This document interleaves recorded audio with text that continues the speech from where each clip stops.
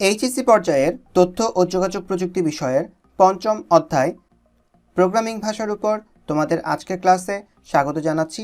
আমি মোহাম্মদ আব্দুর রহিম সুমন। আজকে আমরা ইটারেশন স্টেটমেন্ট, ফর লুপের আরও কিছু ব্যবহার দেখব এবং ফর লুপ ব্যবহার করে অর্ধপিরামিড বা ত্রিভুজ আকৃতি কীভাবে তৈরি করতে পারি তা শিখব। এই পর্বে আমরা যা শিখতে যাচ্ছি: নেস্টেড ফর লুপ কি, নেস্টেড ফর লুপ কোথায় ব্যবহার করা হয়, নেস্টেড ফর লুপের গঠন, নেস্টেড ফর লুপ ব্যবহার করে ত্রিভুজ বা পিরামিড আকৃতিতে নিম্নের মতো আউটপুট তৈরির জন্য একটি প্রোগ্রাম তৈরি। প্রথমে দেখে নেই নেস্টেড ফর লুপ কি। একটি ফর লুপের ভেতর যখন আরও এক বা একাধিক ফর লুপ থাকে তখন তাকে নেস্টেড ফর লুপ বলে। অর্থাৎ কখনো কখনো একটি ফর লুপের ভেতরে, যেখানে ফর লুপের বডি এরিয়াটা শুরু হয়, সেখানে আরও এক বা একাধিক ফর লুপ থাকতে পারে। একটি লুপের ভেতর n সংখ্যক লুপ নেস্টেড আকারে থাকতে পারে। অর্থাৎ থিওরিক্যালি আমরা অসংখ্য ফর লুপ একটির ভেতরে আরেকটি বসাতে পারি। ঘড়ির দিকে তাকালে দেখতে পাবো তার প্রথম কর্মকাণ্ডটি শুরু হয় সেকেন্ডের কাঁটাটিকে ঘিরে। এর উপর ভিত্তি করে, অর্থাৎ শর্ত সাপেক্ষে সেকেন্ডের কাঁটাটির কর্মকাণ্ডের উপর ভিত্তি করে মিনিটের কাঁটাটি তার কাজ সম্পন্ন করে। তার উপর ভিত্তি করে ঘন্টার কাঁটাটি তার কর্মকাণ্ড সম্পন্ন করে। তাহলে যদি ফর লুপকে আমরা এভাবে দাঁড় করাই, সেকেন্ডের কাঁটা প্রথম ফর লুপ, এর ভেতরে থাকবে মিনিটের কাঁটা, অর্থাৎ প্রথম ফর লুপের ভেতরে থাকা দ্বিতীয় ফর লুপ। এরপর ঘন্টার কাঁটা দ্বিতীয় ফর লুপের, অর্থাৎ মিনিটের কাঁটার ভেতরের থাকা তৃতীয় ফর লুপ। এভাবে একটির সাথে সম্পর্কযুক্ত হয়ে আরেকটি কাজ সম্পন্ন করবে, কিন্তু একই ধরনের কাজ বারবার সম্পন্ন করবে। এই ধরনের ক্ষেত্রেই নেস্টেড ফর লুপ ব্যবহার করা হয়। নেস্টেড ফর লুপ আর কোথায় কোথায় ব্যবহার করা হয়? ভিডিও পেতে হলে আমাদের চ্যানেলটিকে সাবস্ক্রাইব করুন।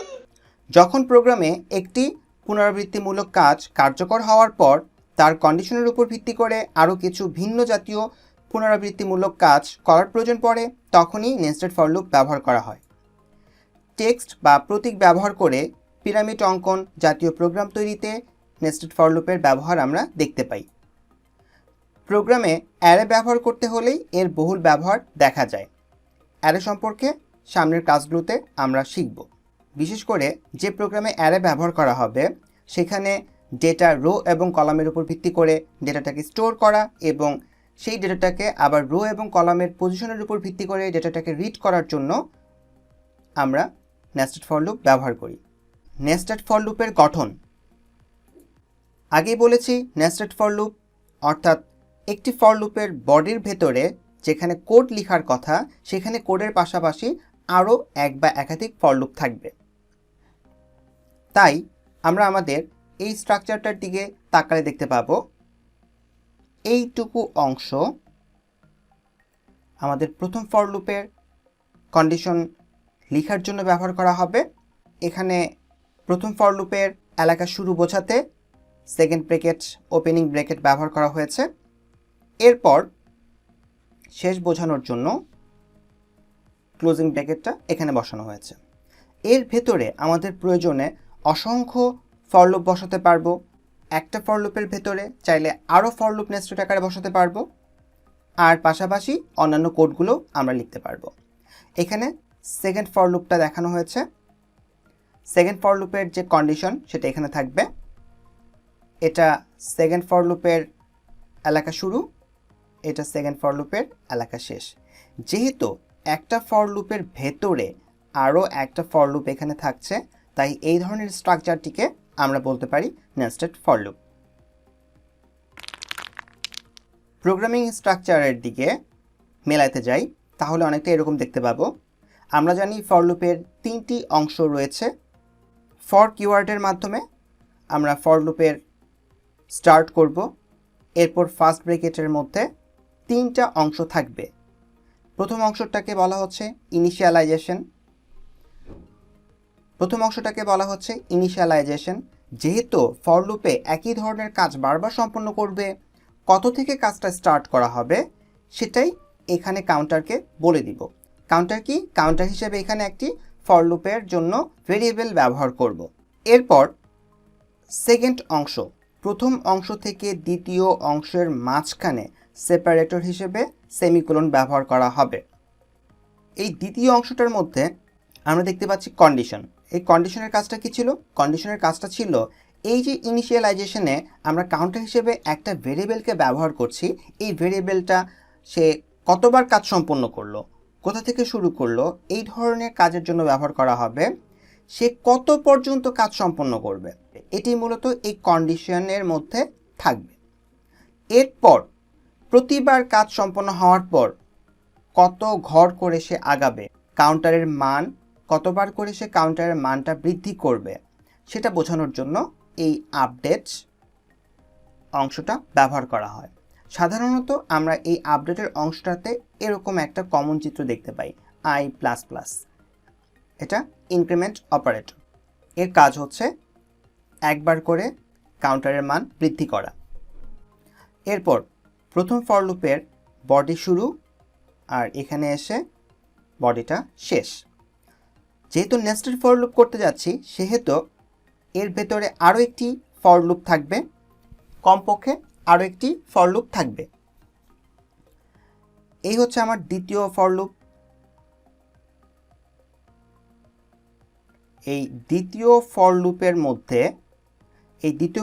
মধ্যে আমরা দেখতে পাচ্ছি কি আবার একই ধরনের স্ট্রাকচার থাকবে, ফর কিওয়ার্ড থাকবে, তারপর ইনিশিয়ালাইজেশন থাকবে, কন্ডিশন থাকবে, আপডেট, অর্থাৎ হুবহু একই গঠন এটার ভেতরেও বসবে। এরপর এই দ্বিতীয় ফর লুপের জন্য যে কোডগুলো প্রয়োজন, চাইলে আমরা সেই কোডগুলোকে এখানে লিখে দিতে পারি, সে কী কাজটা সম্পন্ন করবে। এখন এই প্রথম ফর লুপের ভেতরে যে দ্বিতীয় ফর লুপটা থাকছে, এই দ্বিতীয় ফর লুপের পাশাপাশি চাইলে আমরা আরও অনেকগুলো স্টেটমেন্টস এখানে লিখতে পারি প্রথম ফর লুপের অংশ হিসেবে। এভাবে আমরা নেস্টেড ফর লুপের কোডগুলোকে দাঁড়া করাতে পারি।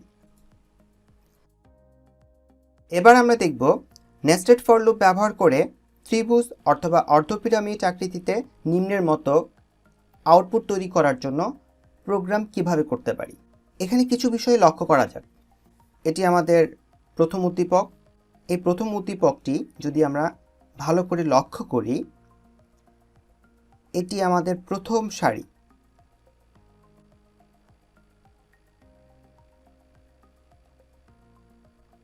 এই প্রথম সারিতে কয়টি ঘর রয়েছে বা কয়টি কলাম রয়েছে? আমরা সারি এবং কলাম হিসেবে যদি বিবেচনা করি, তাহলে প্রথম সারিতে কলাম রয়েছে একটি। কলাম কোন দিকে? কলাম নিচের দিকে থাকবে। আচ্ছা, এবার যদি দ্বিতীয় সারির দিকে তাকাই, দ্বিতীয় সারিতে আমার কলাম রয়েছে দুইটি। দ্বিতীয় সারিতে নিচের দিকে থাকবে কলাম রয়েছে দুইটি। একই রকমভাবে এটা আমাদের তৃতীয় সারি। তৃতীয় সারিতেও কলাম রয়েছে তিনটি।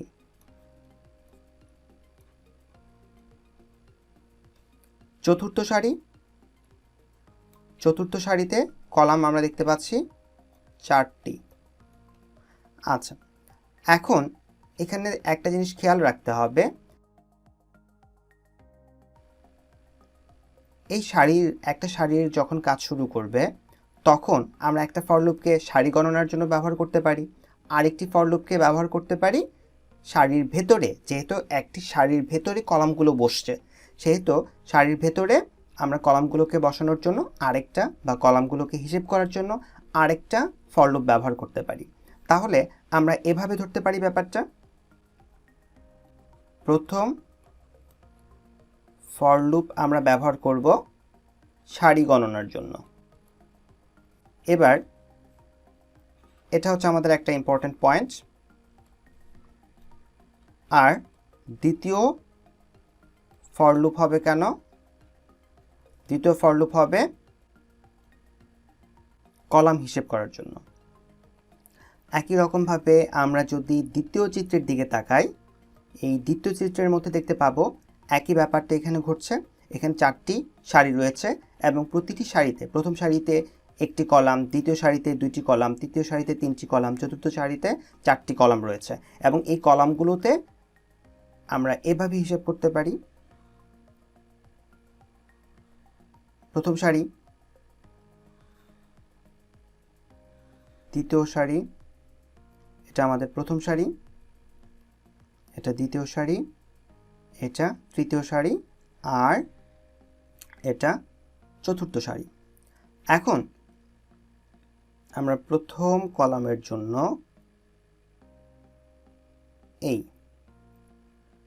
প্রথম কলামের জন্য আমাদের কি করা হচ্ছে, প্রথম কলামে আমাদের একটা স্টার কিংবা 1 প্রিন্ট হচ্ছে, তাহলে সেটা এখানে বসবে। আর এইটুকু অংশ আমাদের প্রথম সারির জন্য কলাম তৈরি করতে আর ব্যবহার করব না, যেহেতু প্রথম সারিতে কলাম রয়েছে একটি। এরপর আমরা দ্বিতীয় সারির কথা চিন্তা করি। দ্বিতীয় সারিতে তাহলে আমাদের কলাম থাকছে কয়টা? দ্বিতীয় সারিতে কলাম থাকছে 2টা। তাহলে এখানে একটা স্টার, এখানে একটা স্টার। এরপর একই রকমভাবে তৃতীয় সারির জন্য একই রকমভাবে তৃতীয় সারির জন্য আমাদের কলাম থাকবে কয়টা? 3টা। এই 3টা কলামে 3টা স্টার বসে গেল। চতুর্থ সারিতে দেখতে পাচ্ছি 4টা কলাম, ব্যাপারটা এরকম।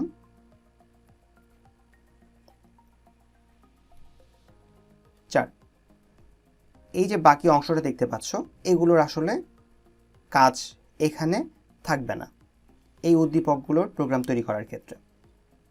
তাহলে কি করতে হবে?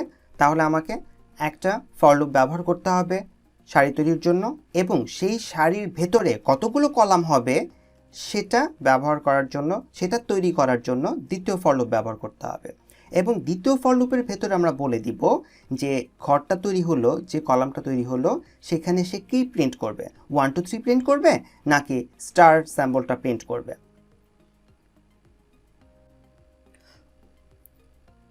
আবার মনে করে দিই, উদ্দীপকটি বিশ্লেষণ করলে আমরা দেখতে পাবো প্রথম সারিতে কলাম আছে একটি, যেখানে অঙ্কের প্রতীক একবার প্রিন্ট হয়েছে, অর্থাৎ কলাম একটি। দ্বিতীয় সারিতে কলাম আছে 2টি, যেখানে অঙ্কের প্রতীক 2বার প্রিন্ট হয়েছে, অর্থাৎ কলাম 2টি।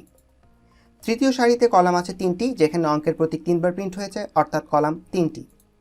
চতুর্থ সারিতে কলাম আছে 4টি, যেখানে অঙ্কের প্রতীক 4বার প্রিন্ট হয়েছে, অর্থাৎ কলাম রয়েছে 4টি। একটি প্রতীক বা অঙ্ক থেকে অন্যটির একটু দূরত্ব রয়েছে, এটি তৈরি করার জন্য \t ব্যবহার করব। প্রিন্টএফ ফাংশনের ভেতরে \t ব্যবহার করতে হবে। আর নতুন সারি তৈরি করার জন্য আমরা আগেই জানি n ব্যবহার করতে হয়। নেস্টেড ফর লুপ ব্যবহার করে ত্রিভুজ বা পিরামিড, এখানে আমরা প্রথম অংশটিতে অর্ধ পিরামিড তৈরি করব। নেস্টেড ফর লুপ ব্যবহার করে ত্রিভুজ বা অর্ধ পিরামিড আকৃতিতে নিম্নের মতো আউটপুট তৈরির একটি প্রোগ্রাম কিভাবে তৈরি করতে পারি।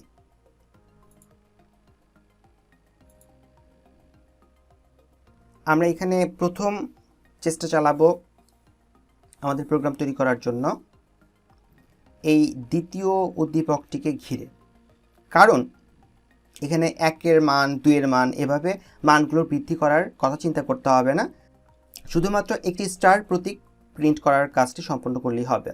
তাহলে এখানে আমরা একটু আগে দেখে এসেছি যে সারি রয়েছে 4টি। তাহলে আমাদের স্ট্রাকচারটা হবে এরকম, ফর লুপের ভেতরে অবশ্যই একটি কাউন্টার। আমরা সারির জন্য ধরে নিলাম যে আমরা সারির জন্য কাউন্টার ভেরিয়েবল ডিক্লেয়ার করলাম i, আর কলামের জন্য আমরা এখানে কাউন্টার ব্যবহার করব j। চাইলে অন্য কিছু ABCDও ব্যবহার করতে পারো, কিন্তু ম্যাক্সিমাম প্রোগ্রামগুলোতে আমরা i আর j এর ব্যবহার দেখি, তাই এখানে আমিও i আর j ব্যবহার করছি। তাহলে ফর লুপের 3টি অংশ। প্রথম অংশটা কি? প্রথম অংশটি ইনিশিয়ালাইজেশন। এই ইনিশিয়ালাইজেশনের মধ্যে আমরা i এর মান কোথা থেকে শুরু করব সেটা আমরা এখান থেকে বলে দিতে পারি, আবার চাইলে প্রোগ্রামের উপরের কোনো একটা অংশে সেটা ডিক্লেয়ার করে আসতে পারি। তো i এর মান যেহেতু আমাকে এখানে 1 থেকে শুরু করতে হবে, প্রথম স্টার এটা প্রথম সারির জন্য, তাহলে সারি 1 নাম্বার থেকে শুরু হবে, প্রথম সারি, তাই আমাকে এখানে 1 থেকে স্টার্ট করতে হবে। এরপর এখানে থাকে কন্ডিশন। কন্ডিশন কি, কত পর্যন্ত যাবে, এখানে 4 পর্যন্ত যাবে।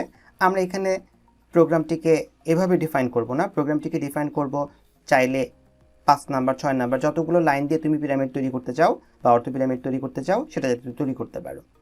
আমরা আই অর্থাৎ সারি তৈরি করবে কতগুলো, সারি তৈরি করবে লেস দেন ইকুয়াল n পর্যন্ত।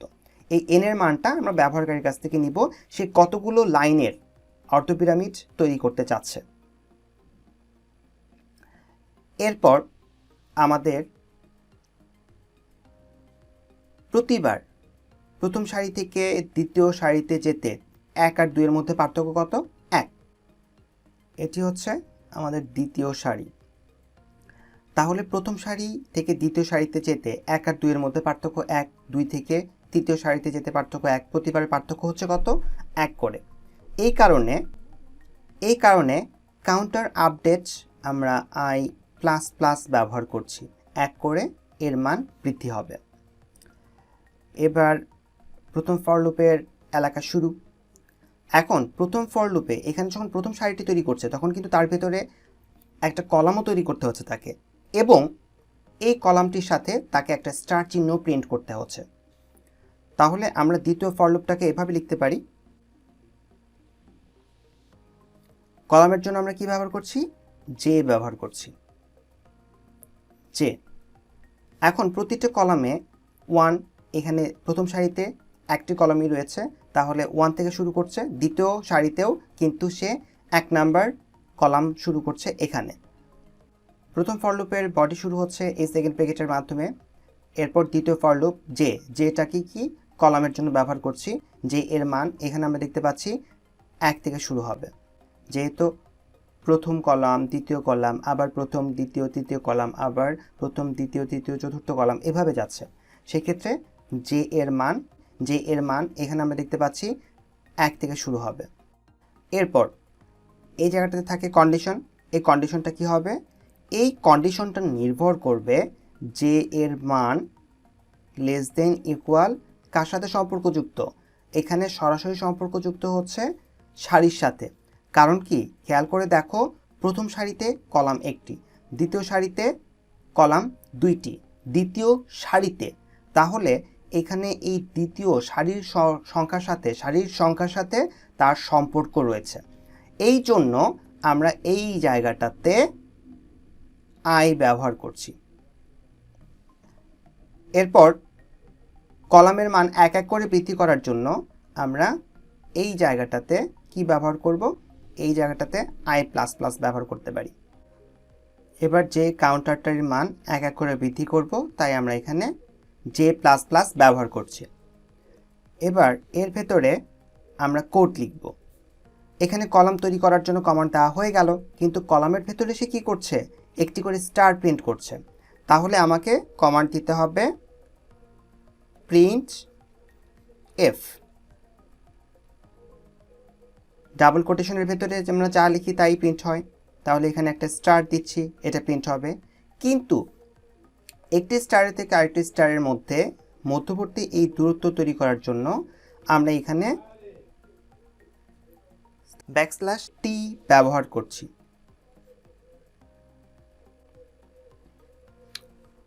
এখন একটি কলাম তৈরি করা শেষ হয়ে গেলে, যেমন প্রথম কলামটা এটা শেষ হয়ে গেলে তার পরবর্তী লাইনে যাওয়ার জন্য নতুন লাইন তৈরি করতে হয়। সারির কাজ কে করছে, সারির কাজ করছে এই ফর লুপটা, এই ফর লুপের ভেতরে, তাহলে আমাকে সেই কমান্ডটা দিতে হবে এই ফর লুপের ভেতরে, দ্বিতীয় ফর লুপের ভেতরে না, প্রথম ফর লুপ যে সারি নিয়ে কাজ করছে। তাহলে এখানে আমরা লিখতে পারি প্রিন্ট এফ \n, শুধু নতুন লাইন তৈরি করার জন্য, অন্য কোনো কমান্ড আমার এখানে প্রয়োজন নাই। এই হচ্ছে আমার ওভারঅল প্রোগ্রাম এই প্রথম উদ্দীপকটার জন্য। আমরা এটাকে বাস্তবায়ন করে দেখি।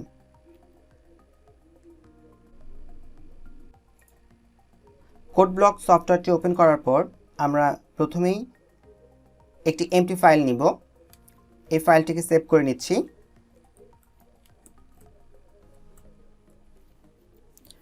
star.c হেডার ফাইল অ্যাড করতে হবে, include stdio.h, এরপর void main,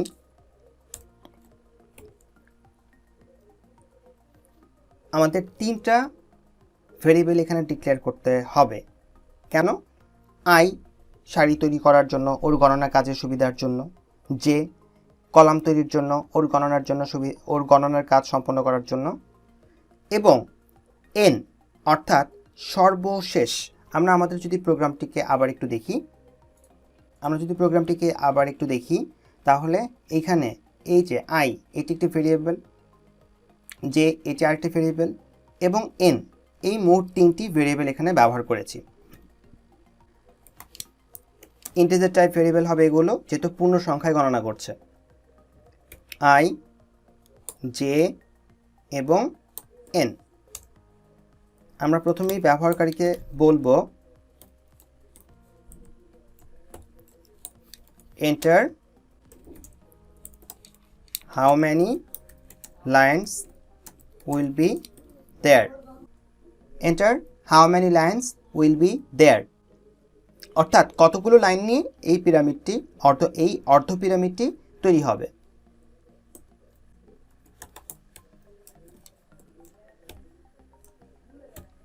এরপর স্ক্যানএফ এর মাধ্যমে আমরা ব্যবহারকারীর কাছ থেকে সেই ভ্যালুটি স্ক্যান করে নিব এবং রাখবো কিসের মধ্যে? এন নামের ভেরিয়েবলের ভেতরে।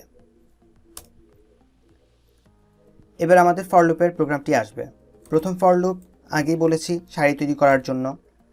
আই এর মান কত থেকে শুরু হবে? 1 থেকে। I less than equal to কত পর্যন্ত? এন পর্যন্ত, যেহেতু ব্যবহারকারী চাচ্ছে কতগুলো লাইন নিয়ে, কতগুলো সারি নিয়ে সে পিরামিডটি তৈরি করবে।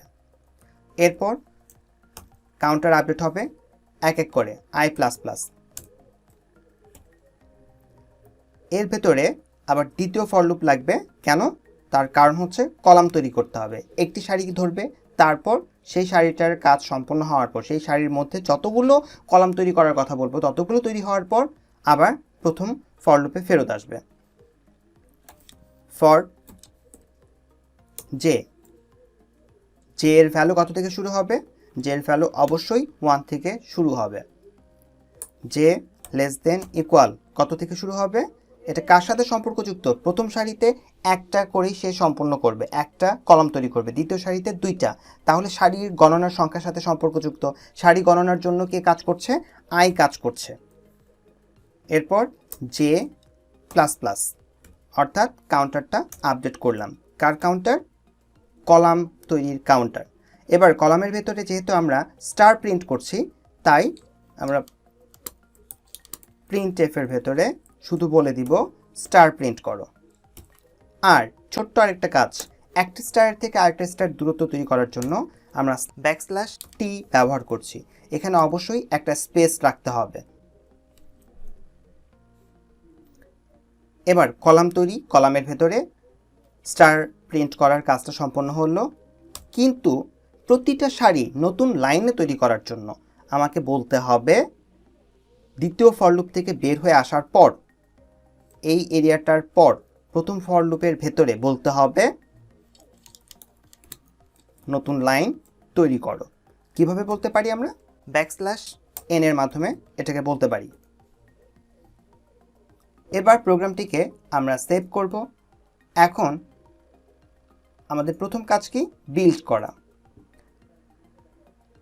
আমরা দেখতে পাচ্ছি আমাদের মেসেজ উইন্ডোতে এখানে 0 এরর্স 0 ওয়ার্নিং, তার মানে আমাদের এই প্রোগ্রামটি সাকসেসফুলি বিল্ড করা হয়েছে বা কম্পাইল করা হয়েছে।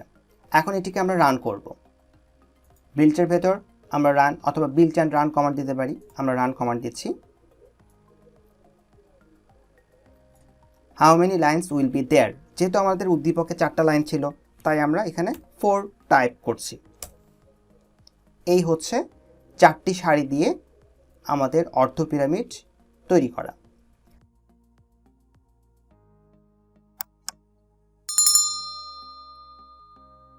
আরো ভিডিও পেতে হলে আমাদের চ্যানেলটিকে সাবস্ক্রাইব করুন।